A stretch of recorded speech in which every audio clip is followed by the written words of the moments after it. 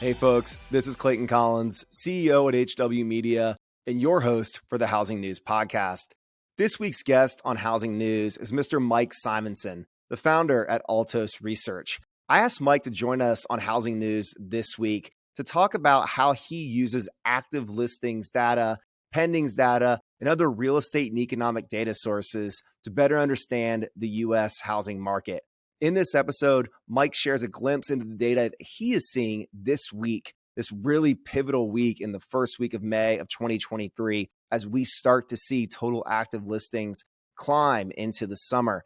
Mike also goes out on a limb and shares some forecasts that he sees in the market for summer 2023 and where he thinks we'll end the year in terms of total active listings. Mike gives me some lessons on exactly how we can best use information to understand what's happening in the housing market for real estate agents, loan officers, and investors, and also shed some light on some misperceptions and ways that people use real estate and housing data incorrectly. I hope you enjoy this episode with Mr. Mike Simonsen, founder of Altos Research. Hi, this is Sarah Wheeler, editor-in-chief of HW Media, and I'm talking to Ed Messman, CEO at Rook Capital, about their shared value investment program. Ed, how do you engage investors through the platform?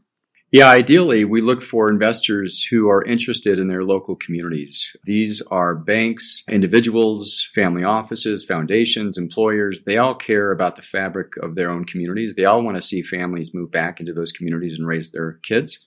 Those are the types of investors that we are seeking and who are most interested in what we're doing.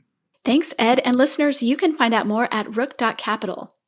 That's interesting. We're going to have to watch that Black Knight data very closely. Do you think that there could be any pockets of the United States? We know we say it time and time again. We don't have a national housing market. We have a combination of hundreds of local MSAs. Any markets in the U.S. that might feel job loss greater than others? And we know we can open up any digital media, digital news site from CNBC to Bloomberg to your local news and see a headline about a large layoff. Do you think there are markets that could be impacted greater than others, or is it still going to be a kind of a drop in the bucket, at least what we're seeing in the data? I live in San Francisco, and San Francisco is the heart of the tech boom and bust, and it's also the least affordable place in the world. Yeah. And so it seems to me like, even if we escape broader recession across the country, that there's still more to hit in San Francisco. More job loss, more impact of, venture capital drying up, like all of those things still seem like they have longer to play out. And San Francisco is also the one that the market that has had, already the biggest price correction. San Francisco doesn't have skyrocketing inventory, right? But it has been the front of, the job losses in the recession. And what you don't know is, are we the canary in the coal mine? Like, does that mean everybody going to get hit that hard? Or is this like 2001 when it's just a tech recession? And then everybody else doesn't even notice. Yeah, our cities, our American cities kind of seem to have a resiliency that's hard to beat. I mean, people thought New York City was dead during COVID and bounced right back. So we'll have to see what San Francisco does here. Yeah, and some of the other markets, the markets that were the boomiest during COVID are mostly the Western U.S. markets. So, it's starting from Austin, but then going west, Denver and Salt Lake and Phoenix and Sacramento, Boise, all of those, when demand slowed last year, those are like, all of those markets were like what you call in stocks high beta. So that the market, moves X and those markets move 2X. Those were high beta markets. And so they slowed faster last year. And you could see it in the price reductions data. So, all of a sudden, Boise, 62% of the market had taken a price cut. That's because demand slowed way down. And that's a lot of homes taking a price cut. Then this year, when the market's surprising again, those recovered pretty quickly. All those Western U.S. markets recovered pretty quickly. And right now, the markets that are topping the price reductions chart are the Central Florida markets. So, those were not quite as boomy and not quite as bust last year, but maybe have a little delayed behind. And so, I could imagine that, let's say later this year, recession hits hard. You could imagine that those Western U.S. markets are the ones that slow down again very quickly. And so, we can see that pattern pretty clearly. And it was really a surprise this year that they've made it through the spring buying season, pretty robust. When you talk about patterns, do you typically, like Central Florida, for example, which is starting to pop in the current data for price reductions, do you start to see days on market extend before that like price reduction information starts to pop, and how long do like days on market extend for before you start to see a change in actual pricing? Yeah, so we can see the price reductions cut first, and it's really fascinating before the days of market rise. Like it's, that means realtors are on top of their game. Yes. What a surprise, right? Like they actually know what they're doing, right? And it's like they are, it's like week 3, we didn't have any offers, we didn't have any traffic, cut the price, right? And so, it's maybe we could see like the days on market during the peak of the frenzy was in some of these markets 7 days or 0 days, like everything was being bought immediately. The median days was 0 on the market. And so, you could see that slow. We could see across the country, days on market, finished the year last year. I don't have the numbers off the top of my head, but slower than pandemic years, but still faster than pre-pandemic because, inventory was so much lower. If you're buying, you've got only a few options and you go buy those. Buy those properties, and you didn't have the ones that were all the wacky ones that had sat around, normally sit around for 9 months before they sell. Those got all eaten up during the pandemic. And so it's all more fresh. And so by nature, it has shorter days on market. So the interesting thing is that days on market climbs, but it's easier to see the signal in the price reductions. Interesting. Okay. So kind of going through order of operations here, we just talked about like the active data and days on market. The natural next step is going into pending status. So what do we learn from the pendings data that you follow closely? What are the key takeaways that you're looking for in your analysis of the health of the housing market at a national level? And then what do we see like Altos users using that information for? So the pendings data is we start off by talking about this is a supply constrained market. Yep. And so the assumption is that in a supply constrained market, you start to get more supplies. The first thing you're going to do is see that the pendings, the contracts go up also. And so this week we saw new supply climbed by 2%, or total supply climbed by 2% this week. That's great. That's, end of April. That's what it should be doing. And the pendings count climbed by 3%. So going up right in tandem with those sales. Like, what do you know? There's a supply constrained market. And so the good news for me is that it confirmed my hypothesis, that I've been talking about. And that, last year at this time, inventory was spiking and pendings were not keeping up. Right? That's demand slowing. And you could see that exactly that comparison happening at that moment. So the pendings count is really useful to us. So this is the number of homes that are in contract. The other thing it knows is that we have about, I think it's less than 20%, but it's about 15 to 20% fewer homes in contract now than we had last year at this time. So the total number of sales is 15 to 20% fewer.